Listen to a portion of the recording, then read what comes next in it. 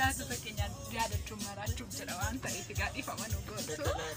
Inni sin ajjeesa iddoo dhugaa akkas godha. Daawwattoota keenya. Olkaa sagalee kee.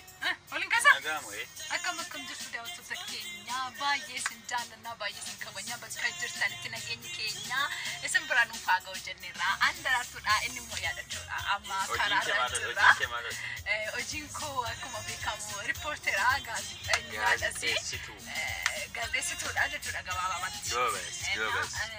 Dhiifama naa godhaa gaa'ennaa achaan jira. Maaliif gara hojii kanaa dhufte? Maaltu si kakaase? Hojii gara hojii kanaa dhufuudhaaf fedhii koodha.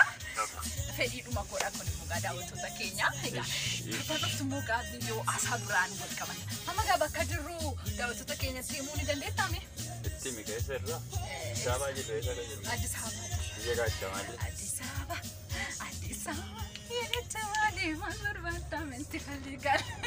Eeshi gara sirba biraan nu dabale. Qoy amma immoo maalidha? Bakka amma sirbin harkaa badee jira. Yeroo naa dhufu immoo sinatti ni marakkoon jiru. Choosh. Nagaan tura. Isin jaallattee daawwattoota koo? Baay'ee daawwattoota kee jaallata dhugaa.